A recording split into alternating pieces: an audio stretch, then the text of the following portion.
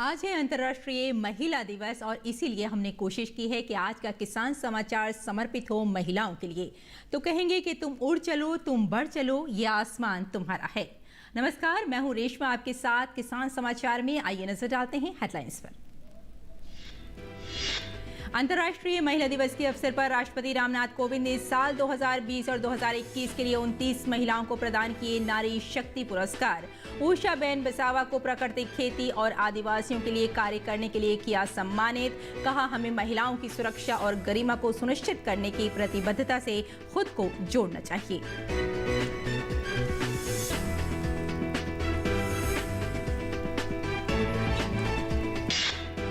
प्रधानमंत्री नरेंद्र मोदी ने वित्त पोषण और आकांक्षात्मक अर्थव्यवस्था विषय पर बजट उपरांत वेबिनार को किया संबोधित। कहा, भारत की आकांक्षाएं प्राकृतिक खेती और जैविक खेती से जुड़ी हैं।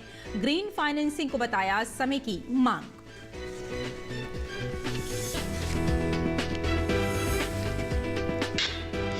खरीफ विपणन सत्र 2021-22 में किसानों से न्यूनतम समर्थन मूल्य पर की जा रही है धान की खरीद। राज्यों और केंद्र शासित प्रदेशों में 726 लाख मीट्रिक टन से अधिक धान की गई खरीद। अब तक लगभग 1 करोड़ से अधिक किसान हो चुके हैं लाभान्वित।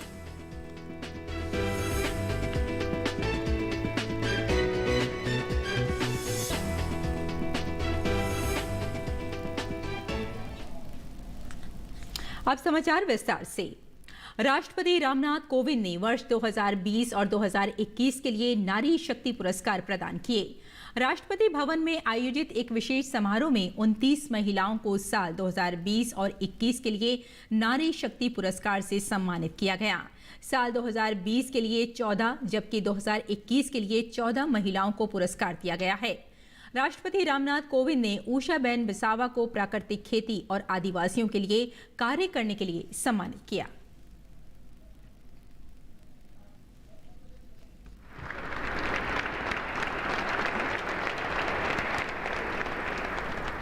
वनिता जगदेव बोराड़े, बुल्ढाना, महाराष्ट्र।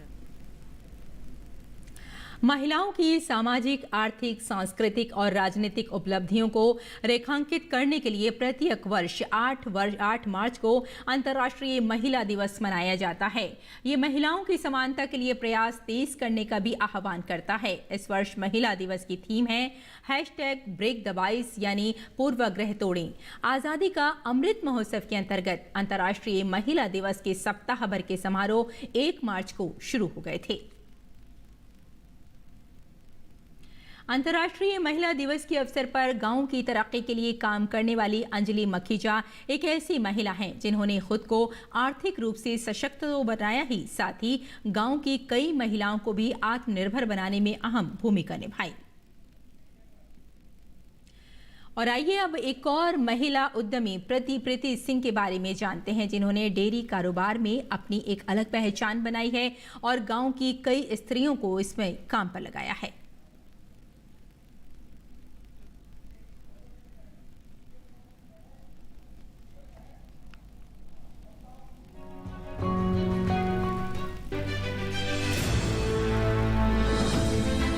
शुरू से ही महिलाएं समय का समुचित इस्तेमाल करती आई है। वो घर भी संभाल लेती है, बच्चों की परवरिश भी कर लेती है और समय बचता है तो खुद का छोटा सा व्यवसाय भी कर लेती है। महिलाओं में प्रबंधन का गुण ईश्वर की देन है, इसीलिए वो इस दोहरी जिंदगी में भी अच्छे से संतुलन बना लेती है। आज हम जिन महिला उद्यमी से मिलवाने जा रहे हैं, उन्होंने भी घर की हर जिम्मेदारी को बखूबी निभाते हुए अचार के क्षेत्र में कामयाबी दर्ज की है। पिछले 5 साल से उनके बनाए अचार लोगों को दादी नानी के अचार की याद दिलाते हैं। इतना ही नहीं, उन्होंने अपने इस काम में और कुछ महिलाओं को भी रोजगार मुहैया कराया है। उनके पिकल्स वुमन बनने की कहानी पर बात की हमारी संवाददाता सुनैना सरकार ने। नमस्कार, दूरदर्शन किसान में आप सभी का स्वागत है। मैं हूं आपके साथ सुनैना सरकार। महिला दिवस के पावन अवसर पर आज हम आपको मिलवाने वाले हैं रुचि माथुर जी से, जिन्हें पिकल वुमेन के नाम से भी जाना जाता है। बहुत बहुत स्वागत है आपका हमारे कार्यक्रम में। मैम, एक सफल गृहिणी से एक पिकल वुमेन बनने तक का सफर कैसा रहा आपका? बड़ी ऊंची नीची जर्नी रही, लेकिन सबसे अच्छी बात ये थी कि मेरे परिवार ने मेरा पूरा सपोर्ट किया। मेरे हस्बैंड का बहुत सपोर्ट रहा कि आगे बढ़ने में, कभी रोका नहीं। बेटी जो थी वो काफ़ी सपोर्टिव रही, और सबसे बड़ा इनपुट था कि टेस्ट देखने में कोई भी चीज़ हो तो अप्रूवल उसी के साथ आता था कि हाँ ये चीज़ अच्छी बनी है या ये चीज़ अच्छी नहीं बनी है, इसमें क्या इम्प्रूवमेंट चाहिए। तो अपने परिवार को समय देना था। परिवार को समय देने के लिए के साथ साथ किचन में एक्सपेरिमेंट्स बढ़ गए। तो जब गृहिणी थी तब आपको पिकल्स की तरफ ज़्यादा रुझान हुआ आपका? जी, धीरे धीरे अपने लिए बनाया, अपने घर वालों के लिए बनाया, सबको पसंद आया। तो कभी ये सोचा नहीं था कि अचार का काम शुरू करेंगे या किसी भी प्रकार का काम शुरू करेंगे। तो बिजनेस करते हुए आपको कितना टाइम हो गया? लगभग 5 साल हो रहे हैं। शुरुआत कैसे की? मतलब आपको प्रॉपर मार्केट नॉलेज और ये सब होना चाहिए होता है? वो सब तो कुछ भी नहीं था। आप ये कहिए कि मार्केटिंग के मामले में बड़े बुद्धू से थे।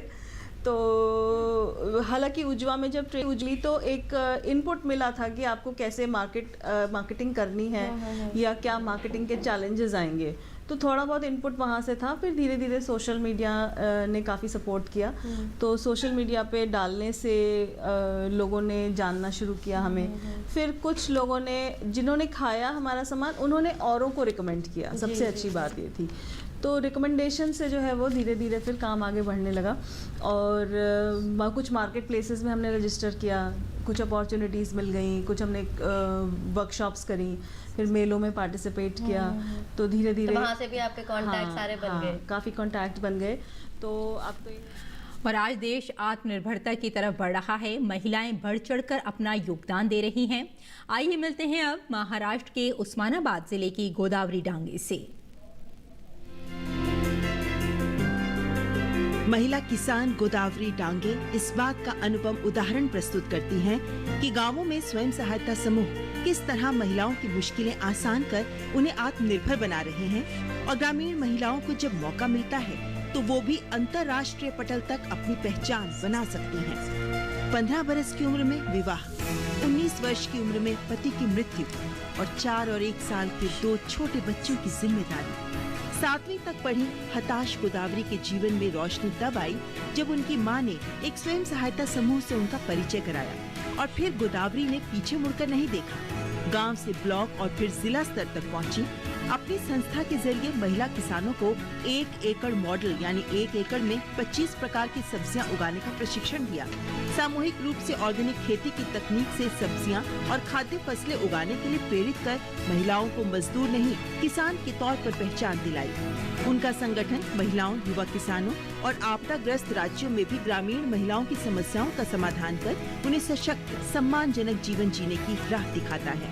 उन्होंने 2012 में मराठवाड़ा में सूखे के दौरान 110 गांवों की 1000 महिला किसानों को संगठित किया। अपने कार्यों के लिए आपने संयुक्त राष्ट्र में ग्रास रूट वुमेन नेटवर्क का प्रतिनिधित्व करते हुए मराठवाड़ा में किसान संकट और महिलाओं के रोल पर बात की। दुनिया के 17 राज्यों में जाकर आप अपने कार्यों को प्रस्तुत कर चुकी हैं। देश के कई राज्यों की लाखों महिलाओं को पोषण युक्त, मुनाफे वाली कृषि से जोड़कर आत्मनिर्भर बनाने में जुटी। और आइए अब जानते हैं सामाजिक कार्यकर्ता फूलबासन यादव का कार्य, जो पद्मश्री से सम्मानित हैं। अनेकता में ताकत होती है, इसी मंत्र को साथ कर महिलाओं को समर्थ बनाने में जुटी छत्तीसगढ़ के राजनांद जिले के छोटे से गांव की अत्यंत गरीब 5वीं पास 4 बच्चों की मां, एक महिला फूलबासन यादव, जो गरीबी से हताश होकर जिंदगी खत्म करना चाहती थी, लेकिन फिर हिम्मत दिखाई और हालात बदलने की ठान ली। परिवार का, समाज का विरोध झेला, लेकिन फिर 10 और महिलाओं को साथ जोड़कर 2 रुपए और 2 मुट्ठी चावल से संगठन शुरू किया। अपने जुनून और हौसलों से महिलाओं को आर्थिक रूप से मजबूत करने के लिए 200 गांवों की 2 लाख महिलाओं को आत्मनिर्भर बनाया। अब तक 14,000 से ज्यादा महिला स्व सहायता समूहों के जरिए महिलाओं को स्वावलंबन की राह तो दिखा ही रही हैं, साथ ही सामाजिक सरोकारों पर भी काम कर रही हैं। बिना सरकारी सहायता के स्वयं विभिन्न अभियान चला रही हैं। खुले में शौच से मुक्ति, स्वच्छता को लेकर भी अभियान चला रही हैं। गांवों में साफ सफाई, वृक्षारोपण, जल संरक्षण, सिलाई कढ़ाई सेंटर का संचालन, रक्तदान, सूदखोरों के खिलाफ जन जागरूकता अभियान, बाल विवाह, दहेज प्रथा जैसी कुरीतियों का विरोध, गरीब बच्चों की शिक्षा, गरीब लड़कियों की शादी की जिम्मेदारी, दत्तक पुत्री योजना के तहत गोद लेकर 2800 गरीब बच्चों की भी देखभाल कर रही हैं। शराबखोरी, नशाखोरी के खिलाफ ऐसी मुहिम चलाई कि 625 गांवों को शराबखोरी और नशाखोरी से मुक्त करा दिया। महिला अधिकारों, सुरक्षा के लिए महिला फौज तैयार की जो 816 गांवों में सक्रिय हैं और महिलाओं के खिलाफ अपराध, घरेलू हिंसा, छेड़छाड़ के खिलाफ आवाज बुलंद कर रही हैं। फूलबासन बाई अब बेटियों को आत्मरक्षा के लिए ट्रेनिंग का अभियान भी चला रही हैं। महिलाओं को आर्थिक रूप से आत्मनिर्भर बनाते हुए डेयरी, बकरी पालन, मछली पालन, खाद कंपनी जैसे काम कर रही हैं और लाखों महिलाओं को रोजगार दे रही हैं। महिला सशक्तिकरण के लिए राष्ट्रीय, अंतर्राष्ट्रीय स्तर पर ख्याति बटोर रही भारत सरकार द्वारा नारी शक्ति और पद्मश्री से सम्मानित समाज सेविका फूलबासन बाई यादव हैं। और इसी क्रम में जानते हैं मशरूम महिला के नाम से मशहूर मुंगेर जिले बिहार की बीना देवी की कहानी।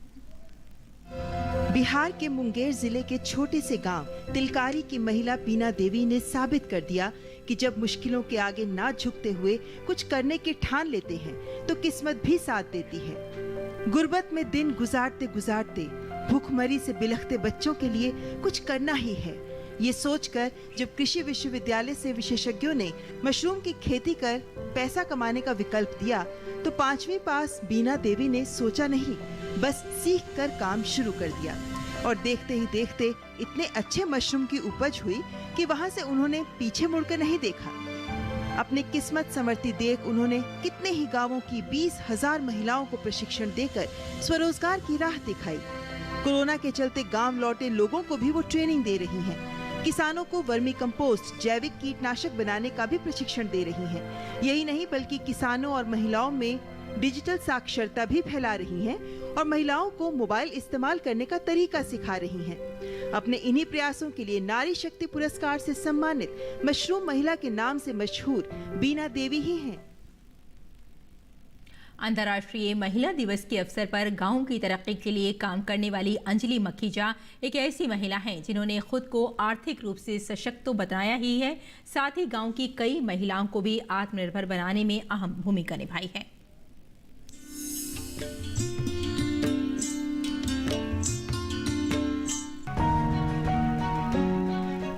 आज 8 मार्च यानी अंतर्राष्ट्रीय महिला दिवस है।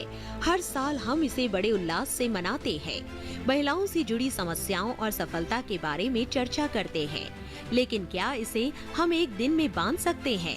तो जवाब होगा नहीं, क्योंकि महिलाओं की हमारे परिवार, समाज और जीवन में जो भागीदारी है उसे सीमित दायरे में नहीं रखा जा सकता। देश के विकास के लिए हर पल, हर लम्हा उनके नाम करने की जरूरत है। आज महिलाएं तरक्की का पर्याय बन चुकी है। शुरू से ही महिलाओं की भूमिका अभूतपूर्व रही है, लेकिन बदलते दौर में अब महिलाएं उन चार दीवारी की सीमित दुनिया से निकलकर आसमां की ऊंचाइयों को छू रही है और उनके हर कदम में सहयोग कर रही है सरकार और खुद महिलाएं। आज हम आपको ऐसी ही एक महिला से मिलवाने जा रहे हैं जो पर्दे की आड़ में अपनी भावनाएं व्यक्त करने वाली ग्रामीण महिलाओं को आत्मनिर्भर बनाने में सहयोग कर रही है। नमस्कार, दूरदर्शन किसान में आप सभी का स्वागत है। मैं हूं आपके साथ सुनैना सरकार।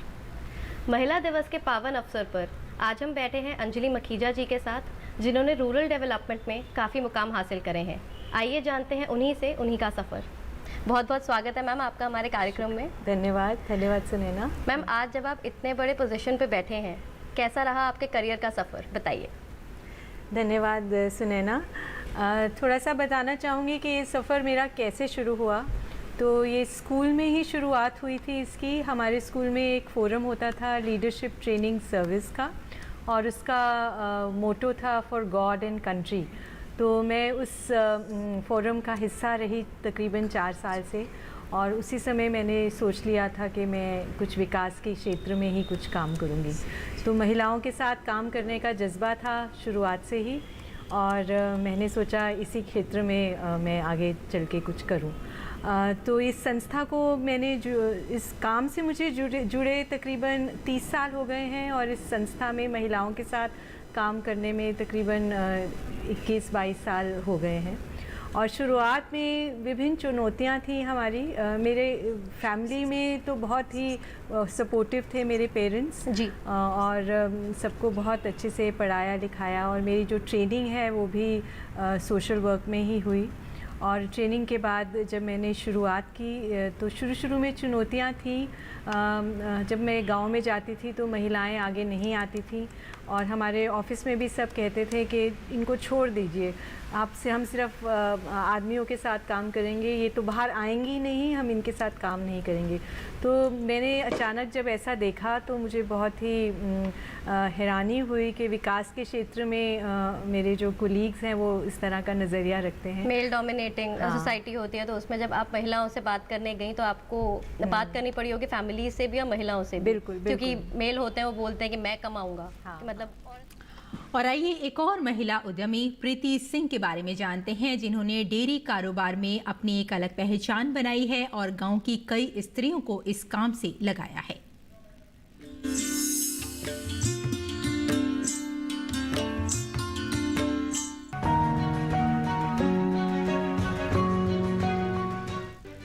हमारे देश ही नहीं विश्व में पशुपालन का लंबा इतिहास रहा है और उतना ही पुराना है इस काम में महिलाओं का योगदान। लेकिन शुरू से ही इस काम में पुरुषों का नाम सामने आता रहा है। वहीं महिलाओं की भागीदारी को दरकिनार किया जाता रहा है, लेकिन अब समय बदल रहा है। महिलाएं हर क्षेत्र में अपना परचम लहरा रही है और उनके इस प्रयास में परिवार का हर सदस्य सहयोग भी कर रहा है। आज हम आपको ऐसी ही एक महिला से मिलवाने जा रहे हैं, जिन्होंने पशुपालन करके न सिर्फ अपने उत्पाद बना रही है, बल्कि ग्रामीण क्षेत्र की महिलाओं को अपने साथ जोड़कर उन्हें भी सशक्त बनाने का प्रयास कर रही है। नमस्कार, दूरदर्शन किसान में आप सभी का स्वागत है। मैं हूं आपके साथ सुनैना सरकार। महिला दिवस के इस पावन अवसर पर हम आपको एक ऐसी महिला से मिलवाने वाले हैं जो एक सफल गृहिणी के साथ साथ पशुपालन के क्षेत्र में भी सफल है। आइए जानते हैं उनकी सफलता का ये सफर उन्हीं से। नमस्कार। नमस्कार। बहुत बहुत स्वागत है आपका हमारे कार्यक्रम में। कैसी हैं आप? बढ़िया। प्रीति जी, अपने बारे में कुछ बताइए। मेरा नाम प्रीति सिंह, मैं अलीगढ़ से हूँ और दिल्ली मेरी शादी हुई थी। 25 साल मेरी शादी को हो चुके हैं। मैं एक हाउसवाइफ हूँ। घर, बच्चे, एज यूजुअल जो हर औरत करती है वो जिम्मेदारी मैं 25 साल से निभा रही थी जी। क्योंकि मेरी एक बिजनेसमैन फैमिली में शादी हुई है, तो मोस्टली टाइम मेरा परिवार में ही रहता था, क्योंकि मैं हाउसवाइफ भी हूँ। बिजनेसमैन से शादी हुई थी आपकी। हाँ तो जी। आपका रुझान इस तरफ पशुपालन के क्षेत्र में कैसे आया? वो जब तक मेरी जैसे कहा जाए ना जरूरत थी, घर में बच्चे छोटे, मेरे mother in law, father in law, तो हस्बैंड जब बिजनेसमैन होता है तो वो बाहर के कामों में व्यस्त रहता है। बिल्कुल। तो जब ये सब चल रहा था, बच्चे भी बड़े हो रहे थे, वो सारा था, लेकिन हमेशा मेरा, क्योंकि घर संभाल रही थी इसलिए उनकी सेहत की जिम्मेदारी भी मेरे ऊपर थी। तो हमेशा एक अच्छा दूध, अच्छा फल, अच्छी सब्जी जो हर औरत चाहती है, ऑर्गेनिक वाले जो प्रोडक्ट्स होते हैं। Yes yes. एक्चुअली ऑर्गेनिक नाम तो अभी मार्केट में आया है। इससे पहले भी होता है ना, कहीं किसी का खेत से आ रहा है, किसी के गांव से आ रहा है, किसी का कुछ, तो ये रहता था। इस बीच जब ये सारा चल रहा था, फिर गांव हमारा दौरऊ है, जिसके नाम पे हमने अपने फार्म का नाम रखा है। अच्छा, दौरऊ फार्म। इस जगह का नाम दौरऊ है। इस बीच हुआ कि क्यों ना हम अपना ही कुछ करें, अपना करें। तो धीरे धीरे मैं यहाँ आती थी, जो मेरी अपनी लैंड थी, अपनी खेती, कभी उसमें मन से सब्जियां करवा दी, कभी कुछ, ऐसे से स्टेप बाय स्टेप लगा कि हम यहाँ क्यों नहीं कर सकते कुछ, क्यों नहीं कर सकते। फिर हुआ कि दूध जो आज की डेट में पूरा सिंथेटिक है, कोई भी दूध है जो आप, जितना भी, मैं नाम नहीं लेना चाहूंगी किसी का, जितना भी बड़ा बड़ा ब्रांड है, वो हमें खुद नहीं पता वो कितना दिन पुराना होता है, क्या उसका प्रोसीजर होता है, क्या होता है। बच्चे मेरे दूध के बहुत शौकीन थे। अच्छा। तो इसी सब के चलते ये हुआ कि क्यों ना 2 गाय बांधो, 4 बांधो, कि बच्चे दूध ज्यादा पसंद करते हैं, तो अच्छा, उनको ऑर्गेनिक मिलना चाहिए। आपके दिमाग में और चीज आइडिया आया। तो ये थी वो महिलाएं जिन्होंने कई सारे क्षेत्रों में अपनी एक अलग पहचान बनाई है। आइए अगली खबर की ओर बढ़ते हैं। प्रधानमंत्री नरेंद्र मोदी ने वित्त पोषण और आकांक्षात्मक अर्थव्यवस्था विषय पर बजट उपरांत वेबिनार को संबोधित किया। पीएम मोदी ने कहा कि बजट में सरकार ने तेज ग्रोथ के मोमेंटम को जारी रखने के लिए अनेक कदम उठाए हैं। अगर मानो दुनिया में गेहूं का हमारे लिए अपॉर्चुनिटी आई है तो उसको समय से पहले उत्तम क्वालिटी, उत्तम सर्विस के साथ हम प्रोवाइड करें तो धीरे धीरे वो परमानेंट बन जाएगा। साथियों, भारत की अर्थव्यवस्था का बड़ा आधार, इसलिए मैं कहता हूं रूरल इकोनॉमी को हम नकार नहीं सकते, इनकार नहीं कर सकते हैं। और रूरल इकोनॉमी इतना बड़ा व्यापक बेस होता है जो थोड़ा थोड़ा करके जब उसको कंपाइल करता है वो बहुत बड़ा हो जाता है। रूरल इकोनॉमी को मजबूत करने के लिए छोटे प्रयास होते हैं लेकिन परिणाम बहुत बड़े होते हैं। पीएम मोदी ने कहा कि गांव को डिजिटल बनाया जा रहा है। पीएम मोदी ने यह भी कहा कि किसान क्रेडिट से किसानों को फायदा मिल रहा है। आज हम ऑप्टिकल फाइबर नेटवर्क बिछाकर गांव-गांव तक ब्रॉडबैंड कनेक्टिविटी पहुंचा रहे हैं। सरकार ने एक तरह से डिजिटल हाईवे, और मैं तो सादी भाषा में कहूंगा तो मैं कहूंगा डिजिटल सड़क। डिजिटल सड़क मैं इसलिए कह रहा हूं कि गांव में मुझे डिजिटल ले जाना है और इसलिए डिजिटल सड़क बना रहे। हम बड़े बड़े डिजिटल हाईवे की बात तो करते हैं, हमें नीचे की तरफ जाना है, गांव तक जाना है, सामान्य मानवी तक पहुंचना है। और इसलिए डिजिटल सड़क, इस अभियान को हम देख सकते हैं। फाइनेंशियल इंक्लूजन के विभिन्न प्रोडक्ट्स को हम गांव-गांव तक ले जा सकते हैं क्या?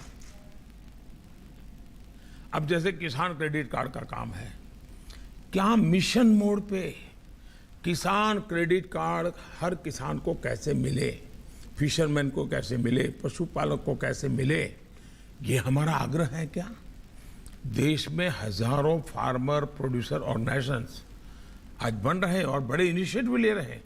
कुछ राज्यों में तो अच्छे परिणाम भी नजर आ रहे हैं। क्या हमने उस दिशा में कहा? अब जैसे एग्रीकल्चर में पहले हमारी तरफ हनी का ध्यान नहीं दिया जाता था, अब हमारे यहाँ शहद, हनी पर बहुत अच्छा काम चल रहा है। लेकिन अब उसका ग्लोबल मार्केट, उसके लिए उसका ब्रांडिंग, मार्केटिंग, उसको फाइनेंशियल हेल्प, इन सारी चीजों में हम कैसे काम कर सकते हैं? प्रधानमंत्री ने कहा कि भारत की आकांक्षाएं प्राकृतिक और जैविक खेती से जुड़ी हैं। ग्रीन फाइनेंसिंग को बताया आज के समय की मांग। एग्रीकल्चर सेक्टर से फूड प्रोसेसिंग जुड़ा है, वेयरहाउसिंग है, एग्री लॉजिस्टिक भी अहम है।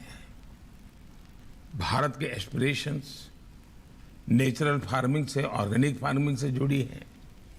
अगर कोई इनमें नया काम करने के लिए आगे आ रहा है तो हमारे फाइनेंशियल इंस्टीट्यूशंस उसे कैसे मदद करे, इसके बारे में सोचा जाना बहुत आवश्यक है। और खरीफ विपणन सत्र KMS 2021-22 में किसानों से न्यूनतम समर्थन मूल्य पर धान खरीद सुचारू रूप से की जा रही है, जिस प्रकार से पिछले वर्षों में होती रही है। खरीफ विपणन सत्र 2021-22 6 मार्च 2022 तक चंडीगढ़, गुजरात, असम, हरियाणा, हिमाचल प्रदेश, जम्मू और कश्मीर, झारखंड, पंजाब, उत्तर प्रदेश, उत्तराखंड, तेलंगाना, राजस्थान, केरल, तमिलनाडु, कर्नाटक, पश्चिम बंगाल, NEF, त्रिपुरा, बिहार, उड़ीसा, महाराष्ट्र, पुदुचेरी, छत्तीसगढ़, आंध्र प्रदेश और मध्य प्रदेश जैसे राज्यों तथा केंद्र शासित प्रदेशों में 725.93 लाख मीट्रिक टन से अधिक धान की खरीद की गई है। अब तक लगभग 1 करोड़ से अधिक किसान लाभान्वित हो चुके हैं।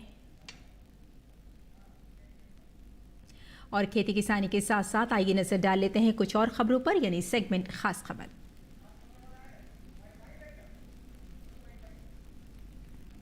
ऑपरेशन गंगा के तहत यूक्रेन के पड़ोसी देशों में भारतीयों की स्वदेश वापसी लगातार जारी है। इस ऑपरेशन के तहत आज स्लोवाकिया से इंडिगो का एक विमान यूक्रेन में फंसे 220 छात्रों को लेकर भारत आया।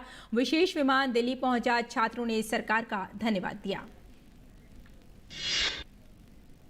इससे पहले रोमानिया के बुखारेस्ट से एयर इंडिया का विमान यूक्रेन में फंसे विद्यार्थियों को लेकर दिल्ली पहुंच गया। इस विमान में 155 भारतीय नागरिकों को लाया गया। इनके साथ ही केंद्रीय नागरिक उड्डयन मंत्री ज्योतिरादित्य सिंधिया भी स्वदेश लौट आए। भारत ने यूक्रेन और रूस के बीच जारी संघर्ष को तत्काल समाप्त करने का आह्वान किया है। संयुक्त राष्ट्र में भारत के स्थायी प्रतिनिधि टीएस त्रिमूर्ति ने कहा कि प्रधानमंत्री नरेंद्र मोदी ने एक बार फिर दोनों पक्षों के नेतृत्व से बात की है और तत्काल युद्ध विराम और दोनों पक्षों को बातचीत और कूटनीति के रास्ते पर लौटने की आवश्यकता को दोहराया है।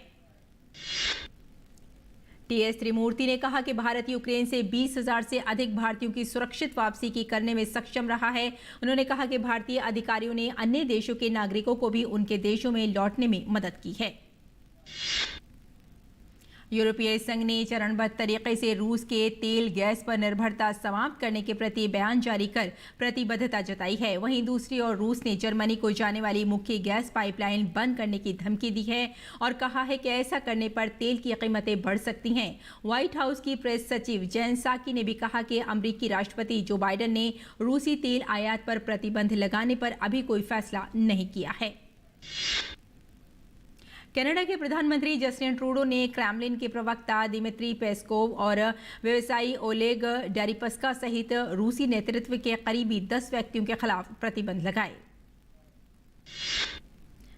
जस्टिन ट्रूडो ने कहा कि कनाडा लोकतंत्र की रक्षा करना जारी रखेगा और ये सुनिश्चित करना जारी रखेगा कि रूसी राष्ट्रपति व्लादिमीर पुतिन को जवाबदेह ठहराया जाए। कनाडा के प्रधानमंत्री ने कहा कि उन्हें उम्मीद है कि रूसी और बेलारूसी आयात पर लगाए गए प्रतिबंध और भारी शुल्क पुतिन को दंडित करेंगे। 5 राज्यों में मतदान की प्रक्रिया पूरी होने के बाद अब सबकी नजरें मतगणना पर हैं। एग्जिट पोल के अनुमानों के मुताबिक यूपी में फिर से बन सकेगी योगी सरकार। वहीं उत्तराखंड और गोवा में बीजेपी कांग्रेस में कांटे की टक्कर है तो पंजाब में आम आदमी पार्टी हो सकती है सबसे बड़ी पार्टी। मणिपुर में फिर से बीजेपी सरकार के आसार हैं। प्रधानमंत्री नरेंद्र मोदी के बेटी बचाओ बेटी पढ़ाओ अभियान को बढ़ावा देने के लिए अंतर्राष्ट्रीय महिला दिवस के अवसर पर स्कूलों में ड्रॉप आउट हुई बालिकाओं को फिर से स्कूलों में भेजने के लिए केंद्रीय महिला एवं बाल विकास मंत्रालय ने कन्या शिक्षा प्रवेश उत्सव की शुरुआत की। ISSF निशानेबाजी विश्व कप में भारत की रिदम सांगवान और अनीश भानवाला की जोड़ी ने प्रतियोगिता के अंतिम दिन 25 मीटर रैपिड फायर मिश्रित टीम स्पर्धा का स्वर्ण पदक अपने नाम करने में सफलता हासिल की। इसी के साथ भारत मिस्र की राजधानी में संपन्न हुए साल के पहले ISSF विश्व कप की पदक तालिका में 4 स्वर्ण, 2 रजत और 1 कांस्य पदक के साथ शीर्ष पर रहा। तो किसान समाचार में फिलहाल इतना ही। अनुमति दें। नमस्कार।